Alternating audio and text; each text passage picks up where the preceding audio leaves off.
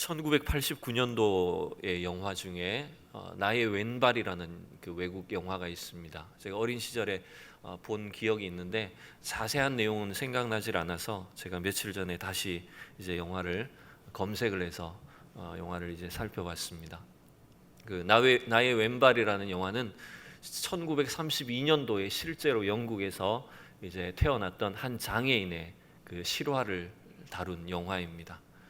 그래서 이 사람은 크리스티 브라운이라는 사람인데, 이 사람은 아주 가난한 벽돌공예 가정에 이제 자녀로 태어났어요. 그 자녀를 몇 명이나 낳았냐면 22명을 낳았대요. 그 부모가 22명을 낳았는데 9명이 죽고 이제 13형제가 자라나는 중에 이 사람이 이제 장애아로 태어난 거예요. 뇌성마비 장애아로.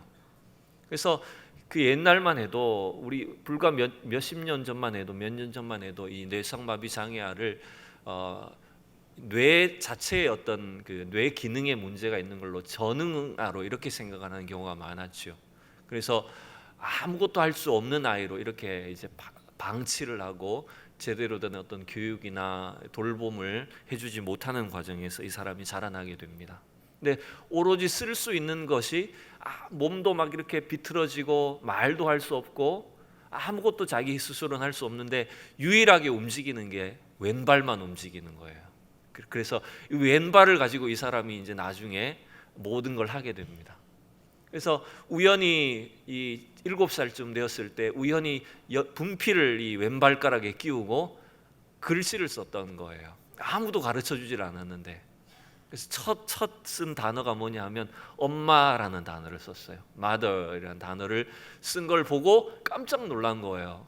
가르쳐 주지도 않았는데 이 아이가 글자를 스스로 익혀서 썼다라는, 그것도 왼발로 썼다라는 것에 깜짝 놀라서 이제 이 아이가 지능이 떨어지는 것은 아니구나. 이 말을 할 수 없고 행동을 할 수 없어서 그렇지 다 똑같이 생각하고 똑같이 뭔가를 배우고 알고 있다라는 걸 그렇게 깨닫게 됐어요. 그래서 이 아이를 이제 전문적인 이제 의사를 통해서 교육을 받게 되고 이제 말도 배우게 되고 이 그림도 배우게 되고, 그래서 이 사람이 왼발밖에 못 썼지만 굉장히 이 훌륭한 그런 그림들을, 작품들을 여러 개를 이렇게 남긴 것을 볼 수가 있어요. 저는 오늘 이 두 번째 사사인 에훗에 대한 이야기를 성경 말씀을 보다가 그 나의 왼발이라는 옛날 영화가 생각이 났었어요.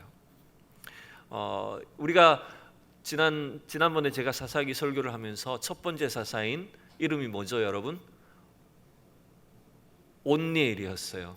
온니엘이라는 사람에 대해 살펴봤는데 그 온니엘은 첫 번째 사사였기 때문에 어떻게 보면 이스라엘에서 가장 표준적인 모델, 스탠다드와 같은 인물이었다라고 말씀을 드렸어요. 근데 오늘 살펴보게는 이 두 번째 사사인 에훗은 완전히 어떻게 보면 정반대의 인물이에요. 가장 어떻게 보면 기대하지 않던 지파, 기대하지 않던 가문에서 또 기대할 수 없는 그런 형편에 있던 사람을 통해 하나님이 놀라운 일들을 행하신 것을 이 두 번째 사사 에훗에 대한 이야기를 통해서 설명을 해주고 있습니다. 오늘 이 말씀을 통해서 하나님이 얼마나 놀랍게 역사하시는지, 또한 오늘도 우리 시대에 예상치 못한, 기대치 못한 상황들 속에서 우리 각 사람을 통해서 하나님 어떻게 일하실 수 있는가라는 것들을 함께 살펴보면 좋겠습니다. 저는 오늘 이 긴 좀 본문이지만 이 구절들을 좀 중요한 부분들을 하나하나씩 살펴보면서 함께 말씀을 들여다보기를 원합니다. 오늘 15절 말씀에 보면 이렇게 시작을 하죠. 12절에 보면 이스라엘 자손이 또 여호와의 목전에 악을 행하니라. 이스라엘 자손이 여호와의 목전에 악을 행함으로 여호와께서 모압과 에글론을 강성하게 하사 그들을 대적하게 하시매. 이 패턴은 계속 반복되고 있습니다. 온니엘을 통해서 하나님이 이제 이방 왕으로부터 구원을 해주셨는데 이스라엘 백성이 또 어떻게 했다고요? 또 하나님 앞에 범죄하고 악을 행함으로 또 다른 악한 왕이 이스라엘 백성들을 지배하게 되었다. 우리 성경에는 잘 표현이 되지 않지만 원문 성경에는 두 개의 문장이 비슷한 단어로 시작을 하는 걸 볼 수가 있어요. 즉 이 단어죠. 이스라엘 백성이 악을 행하니까 하나님이 더 악한 왕을 통해 이스라엘 백성을 힘들게 하셨다는 거예요. 근데 어떻게 보면 그 이전에 비해서 거의 2배 수준입니다. 그 이전에 이 구산 리다사임이라는 이 왕을 통해서 이스라엘 백성들을 힘들게 하고 그들을 지배했던 것보다 오히려 더 악한 왕을 통해 이스라엘 백성들에게 이 괴로움이 찾아오게 되었다라는 거죠.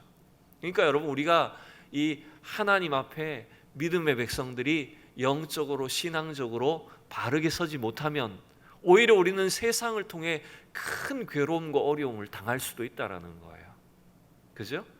마치 예수님이 이 귀신을 깨끗하게 몰아내지 않으면 어떻게 된다고 말하셨어요? 더 많은 귀신을 더 7배나 많은 귀신이 들어와서 괴롭게 한다는 것처럼 마치 그것과 비슷한 상황이 오늘 본문에 기록이 되어 있다라는 거예요. 지금 하나님을 떠난 이스라엘 백성은 이 비둔하고 미련한 이 모압 왕 에글론에 완전히 지배를 당해서 꼼짝을 못하는 그런 수준에 이르게 됐어요. 근데 모압 왕뿐만 아니라 암몬도 또 어디입니까? 또 아말렉도 함께 이 세 나라가 연합을 해서 지금 이스라엘 백성들을 괴롭게 하고 있는 걸 볼 수가 있죠. 이 모압과 암몬과 아말렉은 전통적으로 오래된 대적들이에요. 그것은 어쩌면 단순히 이스라엘만의 대적을 말하는 게 아니에요. 우리가 계속해서 우리에게 일어날 수 있는 영적인 싸움, 우리를 괴롭히는 그 사단의 세력 대적들이 이와 같이 믿음의 백성들에게 이렇게 괴롭게 하고 시험하고 역사할 수 있다라는 거죠. 그래서 또 이스라엘 백성들은 자기들의 그 괴로움을 통해 하나님 다시 부르짖게 되고, 하나님은 이제 15절부터 이 한 구원자를 세우셔서 그에게 보내주십니다. 여러분 15절을 한번 잘 보시면 특별히 이 에훗이라는 사람을 소개할 때 좀 독특한 방식으로 설명하는 걸 볼 수가 있죠. 한 구원자를 세우셨으니 그 다음에 어떻게 되어 있습니까? 그냥 에훗이라고 하지 않고 어떻게 되어 있어요? 베냐민 사람 게라의 아들 왼손잡이 에훗이라 이렇게 소개를 하고 있어요. 베냐민 사람 게라의 아들 게라라는 사람의 아들이고 왼손잡이 에훗이었다 이렇게 소개를 해요. 가장 특징적인 것이 뭐냐면 지금 왼손잡이였다라고 하는 거예요. 좀 특이하다는 거죠 이게. 왜냐하면 우리는 사실 그렇잖아요. 여기 오른손잡이도 있고 왼손잡이도 있고 결국 둘 중에 하나인데, 물론 양손잡이도 계시겠죠. 근데 오른손을 더 잘 쓰거나 왼손을 잘 쓰거나 결국은 둘 중에 하나일 텐데 왜 굳이 이 에훗이라는 사람에게 왼손잡이라는 그 수식어를 붙였을까? 이게 특징적이라는, 특이하다라는 거예요. 그러니까 물론 우리가 보통 사람들처럼 왼손잡이 아니면 오른손잡이를 의미하는 것일 수도 있어요. 그러나 이 원어 본문을 자세히 들여다보면 좀 그 표현 자체가 단순히 오른손잡이가 아닌 왼손잡이란 뜻이라기보다는 오른손에 불구가 있는, 오른손에 장애를 입어서 왼손을 쓸 수밖에 없는 사람이라는 의미가 훨씬 강해요.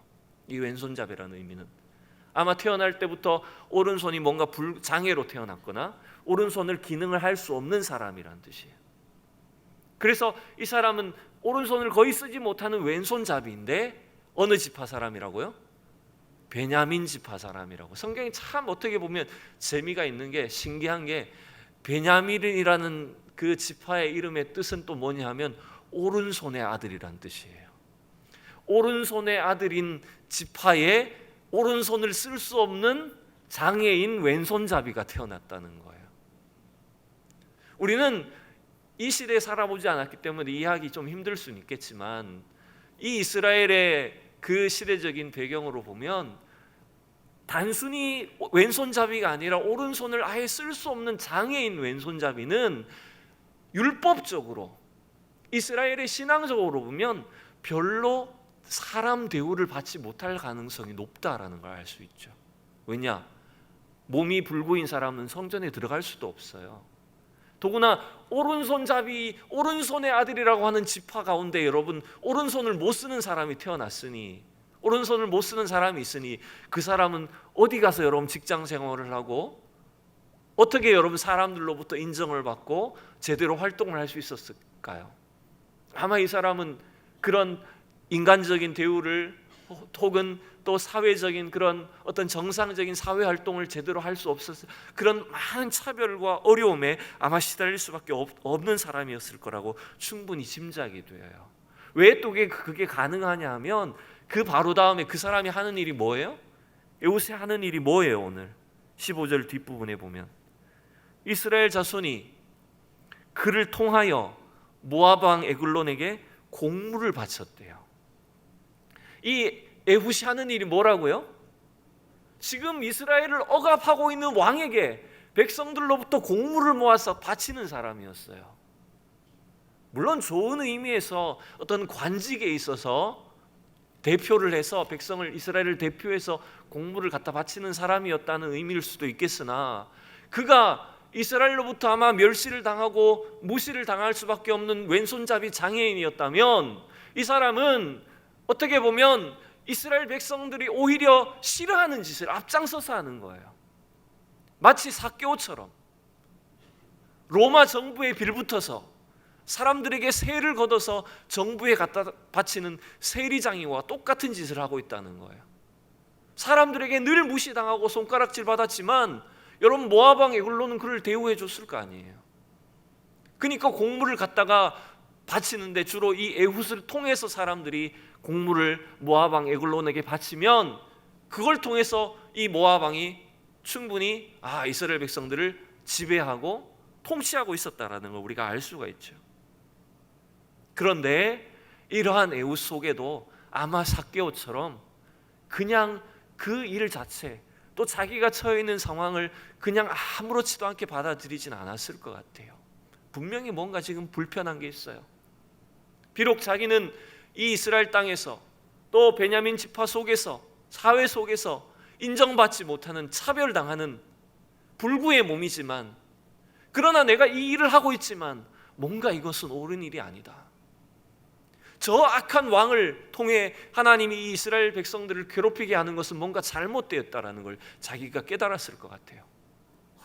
그래서 이 에훗은 그 모압 왕의 기세에, 모압 왕 수하에, 또 다른 모든 연합 군대의 지배 아래 꼼짝을 할 수 없는 모든 이스라엘 백성들 상황 속에서 그는 뭔가 한 가지 계획을 하게 됩니다. 뭔가 한 가지 이제 작정을 해요. 내가 할 수 있는 일이 뭘까? 왼손밖에 없는 내가 할 수 있는 일이 뭘까?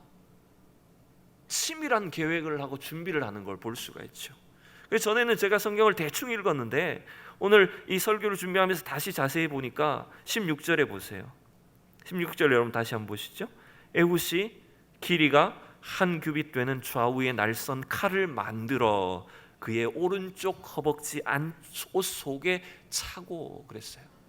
이게 전 예전에는 그냥 뭐 칼 한 자루를 그냥 대충 차고 갔겠거니 이렇게 생각을 했었는데, 이 짧은 구절을 자세히 읽어보니까 정확하게 그 길이가 얼마이고 좌우에 날이 서 있고 그 칼을 누가 만들었다고요? 에훗이 직접 만들었다는 거예요.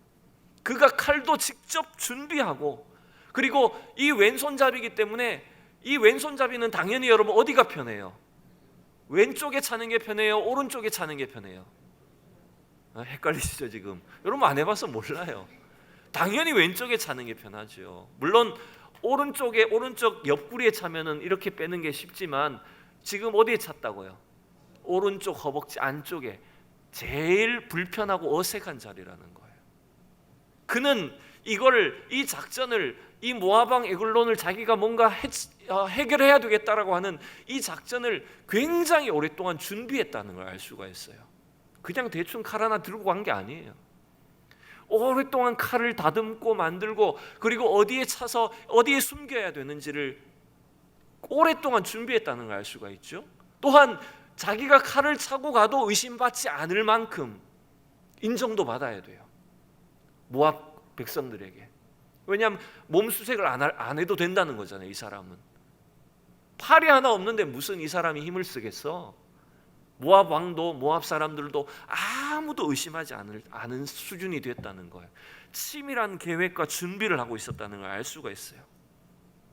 그리고 이 에훗은 드디어 공물을 갖다 바친 뒤에 혼자 이제 모압 왕과 독대하는 자리를 만들게 됩니다. 왕에게 은밀한 일들을 전할 게 있습니다 라고 하면서 왕을 독대를 하게 되고 하나님으로부터 뭔가 신탁이 있는 것처럼, 뭔가 이스라엘 백성들에게 비밀이 있는 것처럼 모압 왕을 은밀히 만나게 되고 그 은밀한 일을 전하게 되는데, 결국 여러분 그 은밀한 일은 뭐죠? 하나님의 심판이에요. 하나님이 너를 심판하신다. 그가 숨겨온 칼이 사실은 은밀한 일이었다는 거예요. 근데 오늘 또 자세히 우리가 살펴봐야 될 구절들이 있어요. 그것은 뭐냐면 21절, 22절이에요. 우리 같이 한번 읽어봅시다. 21절, 22절 시작. 에훗이 왼손을 뻗쳐 그의 오른쪽 허벅지 위에서 칼을 빼어 왕의 몸을 찌르매 칼 자루도 나를 따라 들어가서 그 끝이 등 뒤까지 나갔고 그가 칼을 그의 몸에서 빼내지 아니하였으므로 기름이 칼날에 엉겼더라. 특별히 여러분 21절은 세 개의 동사로 연결이 되는데, 왼손을 뻗쳤다, 칼을 뺐다, 또 왕을 몸을 찔렀다. 이걸 이 원어를 통해서 보니까 굉장히 뭐랄까요, 이걸 굳이 이렇게 상세하게 설명을 했을까? 이런 의아함이 들어요. 신비하다는 거죠. 왜냐하면 이럴 것 같아요. 이 장면이 너무나 중요하기 때문에. 제가 서두에도 영화 이야기를 했지만 우리가 왜 막 액션 영화나 이런 막 급속하게 움직이는 그런 스피드가 있는 그런 영화를 보면 중요한 장면을 여러분 어떻게 처리해 줍니까? 어떻게 보여줘요? 그냥 쓱 지나가 버립니까? 결정적인 장면, 그 부산의 친구에서도 막 친구 배를 막 찌를 때 막 친구 막 찌르고 도망가 버립니까? 그 장면을 어떻게 처리할까요? 아주 슬로우로 이 친구 찌르는 사람의 얼굴과 칼을 맞는 친구의 표정과 많이 묵었다 아이가 이렇게 대답하는 그 대답과 그걸 아주 슬로우로 아주 자세하게 보여주잖아요. 그것도 마찬가지라는 이 본문도 이 칼을 빼어서 손을 뻗쳐서 칼을 빼고 그리고 왕의 배를 찔렀다. 이걸 아주 슬로우 모션으로 사실은 상세하게 설명하고 보여주고 있다는 거예요. 왜냐하면 다른 그냥 일반적인 그런 뭐랄까요 장면들은 성경에서도 그냥 대충 처리하고 넘어갑니다. 설명합니다. 그죠? 온니엘이 구산왕 리다사임을 쳤다. 끝이에요. 어떻게 쳤는지 몰라요. 그죠? 삼가리 소모는 막대기로 600명 죽였다. 그냥 끝이에요. 그런데 뭔가 특별한 상황에 특별한 인물의 경우에는 이걸 굉장히 자세하게 보여준다는 걸 우리가 알 수 있어요. 이제 4장으로만 넘어가도 이제 누가 나오냐면 그 여선지자 여사사 누굽니까? 드보라가 나오고 그와 함께 일했던 바락이 나오죠. 근데 드보라와 바락보다 사실은 더 위대한 일을 행한 여인이 한 명 나오죠. 누굴까요? 시스라를 죽인, 성경 우리가 여러분 다 기억을 못 하시기 때문에 야엘이라는 한 여인이 나옵니다. 야엘이라는 여인이 그 시스라를 어떻게 죽였는지를 굉장히 상세하게 보여줘요. 그것도 마찬가지예요. 한 여인이 아무 힘이 없어 보이는 한 여인을 통해서도 하나님이 이렇게 하실 수 있다라는 걸 보여주시기 위해서라는 거죠. 그래서 이 오늘 에훗을 통해서 하나님이 이 왼손밖에 쓸 수 없는 장애인 에훗이 그 거구에 그 비둔한 이스라엘 백성들을 짓누르고 있는 그 악한 왕을 이렇게 죽였다라고, 칼로 찔렀다라고 하는 것을 자세하게 설명하고 영화처럼 보여주고 있다는 거예요. 특별히 또 칼을 찔렀는데 어떻게 됐다고요? 22절에 보니까 칼자루도 워낙 깊이 찔러서 칼자루가 다 들어갈 만큼 찔렀다. 그리고 그 칼을 빼내지 않고 그대로 둬서 그 비둔한 자니까 배에 또 기름이 많아요. 베둘레헴이 많아요. 그래서 그 칼에 막 기름이, 피와 기름이 나중에 엉겼다. 이런 아주 무슨 사건 현장처럼 굉장히 상세하게 설명해요. 그러나 또 하나 재미있는 것은 이 22절에서 우리 성경은 칼자루도 나를 따라 들어가서 그 끝이 등 뒤까지 나왔다라고 이렇게 번역을 했지만 원어는 등 뒤까지 나갔다라는 이 두 단어가 끝에 붙어 있어요. 22절의 제일 끝에. 우리 성경이 이걸 약간 의역을 했어요. 그런데 원어의 단어나 다른 번역본들은 이 단어를 조금 우리 성경과는 다르게 해석을 해요. 등 뒤까지 나갔다라는 것을 어떻게 해석하냐면 그것이 나왔다 배설물이 이렇게 해석을 해요. 뒤라는 것을 배설물에서 온 단어로 이해를 해서 배설물이 나왔다라고 해석을 해요.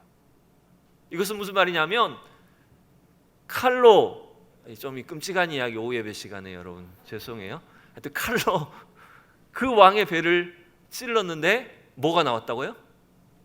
그 왕이 그 엄청 갑작스러운 공격 앞에 놀라고 이 관략근이 풀리고 배설물이 쏟아져 내렸다는 거예요. 그 해석, 그렇게 번역을 하는 성경들도 많아요. 생각보다. 그것도 제가 볼 때 타당해 보여요. 충분히 그럴 수 있으니까. 왜 또 그게 가능하냐면 뒷부분에 왕의 신하들이 왕이 내려오지 않으니까 문을 못 열어요. 문이 잠겨 있기도 하지만 문을 못 열어요. 그때 뭐라고 표현했을까요? 신하들이 분명히 왕이 서늘한 방에서 그의 발을 가리우신다라고 이렇게 추측을 했기 때문에 문을 못 열었대요. 여기서 그의 발을 가리운다라는 단어도 두 개로 해석이 되는데, 잠을 잔다, 발을 가린다는 뜻은 잠을 잔다라는 뜻도 해석이 있지만 또 하나는 뭐냐 하면 변을 본다라는 뜻도 있어요. 원어에. 그러니까 무슨 냄새가 났다는 거죠. 지금 왕은 나오지 않고 문은 잠겨 있는데 냄새가 나는 걸 통해서 이 사람들이, 신하들이 짐작컨대 왕께서 볼일을 보고 계시는구나. 여러분 옛날 조선시대도 왕이 볼일 본데 함부로 여러분 문 두드리면 돼요? 큰일 나잖아요. 그러니까 문을 못 열었다는 거예요. 배설물이 쏟아졌기 때문에. 어쨌든 여러분, 하나님은 오늘 이 에훗이라고 하는 오른손을 쓸 수 없는 장애인 왼손잡이 에훗을 통해서 이스라엘 누구도, 그 어느 누구도 지금 감히 대적하지 못하는 그 비둔한 왕, 그 군대 앞에, 왕 앞에 담대하게 칼을 들고 찔러버렸어요. 그리고 놀라운 승을 이루어버린 거예요. 이걸 통해서 결국 하나님 뭘 보여주실까요? 이스라엘 백성의 입장에서 보면 가장 쓸데없어 보이는, 팔이 하나 없는, 하나님 앞에 예배도 드릴 수 없는, 어쩌면 이방인들처럼 무시당할 수 있는 그 에훗을 통해서도 하나님 일하신다라는 거예요. 왼팔로도 일하신다는 거예요. 왼발을 통해서도 하나님 역사하실 수 있고 왼팔을 통해서도 역사하실 수가 있다는 거예요. 근데 그 조건이 뭘까요? 저는 그렇게 봅니다. 이 왼손이 하나님의 손이 될 때 가능하다는 거예요. 저와 여러분 하나님의 손이 되실 수 있기를 축복합니다. 내가 세상 속에서 잘생기든 못생기든, 우리가 세상 속에 능력이 있든 없든, 한 팔을 쓸 수 있든 없든 그것 아무 상관이 없어요. 우리의 팔이, 우리의 삶이 하나님의 손에 붙잡히면, 하나님의 도구가 되면, 하나님 이 시대에도 아무리 꽉 막혀있는 상황에도 주님은 저 대적들을 찔러 이길 수 있는 그 위대한 일들을 우리를 통해서 하신다라는 거예요. 하나님 돌을 통해서도 하나님의 사람 만드신다 그랬잖아요. 주님이 이 돌들로도 하나님 백성 되게 하겠다 하셨잖아요. 그러한 놀라운 은혜가 오늘 이 말씀 통해 저와 여러분들이 있기를 원합니다. 그래서 이 3장 전체에는 또 하나 보면 손에 대한 이야기가 굉장히 많이 나옵니다. 처음 온니엘 때도 하나님이 이스라엘 백성들이 범죄했을 때 그 대적의 손에 하나님이 넘겨버리셨다 그랬어요. 그들이 회개하고 하나님 앞에 다시 돌아왔을 때 하나님 온니엘의 손에 그 대적을 붙여주시고 넘겨주셨다 그랬죠. 오늘 또 이 에훗도 마찬가지예요.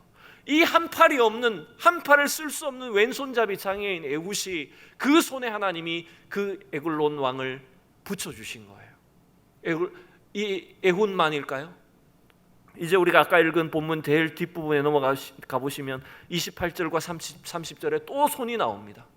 두 개의 또 손이 나옵니다. 너희의 원수들인 모압을 너희의 손에 넘겨주셨다. 또한 그날의 모압이 이스라엘의 수하에 굴복함에, 이게 수하가 뭐예요? 손 아래에, 둘 다 손이란 단어가 들어가 있어요. 비록 이 에훗은 오른손의 아들이라고 하는 그 베냐민 지파의 오른손이 없는, 인정받지 못하는 사람으로 태어났지만 그 왼손이 하나님 앞에 붙잡힌 바 되었을 때, 그 왼손이 하나님의 손이 되었을 때 하나님 그 손을 위대하게 사용하시고 이스라엘 백성들 전체의 손을 통해 하나님 대적을 무찌르게 하셨다는 거예요. 이 놀라운 은혜의 도구, 오늘도 하나님의 손이 되는 저와 여러분 될 수 있기를 축복합니다. 며칠 전에 저는 또 극동방송에서 한 그 라디오를 들었었습니다. 그 방송에서 제가 들은, 잘 정확하게 기억은 안 나요. 차 운전하면서 들었기 때문에 정확하게 무슨 내용인지 기억 안 나지만 제가 들은 만큼만 여러분들에게 전해드리고 싶습니다. 한 어느 부인이 믿지 않는 남편을 위해서 아주 오랫동안 기도를 했다고 합니다. 그래서 그런 분들이 있잖아요. 왜 막 극심하게 핍박은 안 하는데 예수는 안 믿는 남편들이 있어요. 교회까지 태워주긴 하면서 자기는 교회 안 다녀. 그런 사람 더 힘들어요. 사실은 아예 핍박을 하든지, 핍박도 잘 안 하면서 이렇게 신앙생활 안 하는 분들이 있어요. 아마 그런 남편이었던 것 같아요, 이 사람이. 그래서 이 부인이 그 남편을 위해서 새벽마다 주님 앞에 기도하고, 특별히 거실에서 이 남편을 위해서 또 자식들을 위해서 아침마다 이제 기도하는 걸 이제 남편이 들은 거예요. 몇 년 동안 이제 그렇게 했겠죠. 그렇지만 남편은 마음을 열지 않고 예수를 믿지 않았어요. 그런데 어느 날 이 남편이 이제 자가용을 타고, 차를 타고 운전을 하는데 어느 골목길을 지나가는데 뭔가 차가 덜컥하더니 어디 걸린 것 같더래요. 이 간증은 그 남편의 간증이었어요. 자기가 운전하며 가는데 자동차 밖에 뭐가 탁 걸린 것처럼 하더니 차가 앞으로 나가질 않더라는 거예요. 그래서 이상하다, 몇 번을 시도를 했는데 차가 이제 가질 않는 거예요. 그래서 막 짜증이 나가지고 차 문을 열고 무슨 문제인가 하고 차 앞에 살펴봤더니 차 바퀴에 이따마한 돌이 탁 걸려 있는 거예요. 돌을 밟고 있으니까, 돌이 가로막고 있으니까 차가 못 나갔던 거예요. 근데 더 깜짝 놀라운 사실은 뭐냐 하면 그 돌 앞에 이 자동차 이 운전석에서는 보이지 않던 아주 어린 아이 하나가 놀고 있더라는 거예요. 만약 그 돌이 없었으면, 그 돌을 자기가 넘어갔으면 자기는 지금 큰 사고를, 아마 아이를 다치게 하거나 죽게 하는 큰 사고를 냈을 거라는 거예요. 깜짝 놀란 거예요, 이 사람이. 그리고 차를 타고 곰곰이 생각을 해봤대요. 물론 우연히 일어난 일일 수도 있고 단순한 상황일 수도 있지만, 뭔가 하나님이 지켜주시지 않았다면, 하나님이 이 상황을 통해서 나를, 우리 가정을 지켜주시지 않았다면 정말로 큰일 날 뻔했구나. 그것이 바로 아내의 기도 때문이었구나. 하나님 정말 이 돌 하나를 통해서도 역사하실 수가 있구나. 이 사람이 그걸 깨닫고 이제 아내와 함께 신앙생활을 하게 됐다는 그런 간증의 고백이었어요. 짧게 지나가는 제가 라디오였지만 뭔가 참 대단하다. 그래서 이 남편이 그 계기를 통해서 아내와 함께 신앙생활을 하고 훈련을 받고 열심히 지금 교회를 섬기고 있다. 그래서 자기 아내에게, 그렇게 새벽마다 기도해 준 자기 아내에게 너무 고맙다라고 하는 그 편지를 이제 방송국에 보냈던 것 같아요. 여러분, 오늘 이 왼손잡이 에훗을 통해 역사하신 것처럼 하나님은 지금도 우리를 통해서 역사하실 수 있는 줄로 믿습니다. 하나님 지금도 돌멩이 하나를 통해서도 이 시대에도 하나님의 일들을 이루어 가시고 하나님 역사를 펼쳐주시는 줄로 믿습니다. 여러분, 다시 한번 이 에훗의 말씀을 여러분 기억하시면서, 나도 하나님 손에 붙잡힌 왼손, 하나님 손에 붙잡힌 우리의 인생이 되게 해 주시옵소서. 비록 세상적으로 우리는 할 수 있는 일이 적고 불구와 같고 모자라는 것 투성이고 가진 것도 없고 참 부족한 건 많지만, 우리가 하나님 손에 붙잡히면 이 에훗과 같이, 그 왼손과 같이, 왼발과 같이 하나님이 계획하신 놀라운 일들을, 그 구원의 사역을, 복음의 사역들을 지금도 우리를 통해서 이루실 수 있는 줄로 믿습니다라고 담대하게 고백하고 기도하며 또한 이 10월 한 달을 살아나가는 우리 모두가 되기를 축복합니다.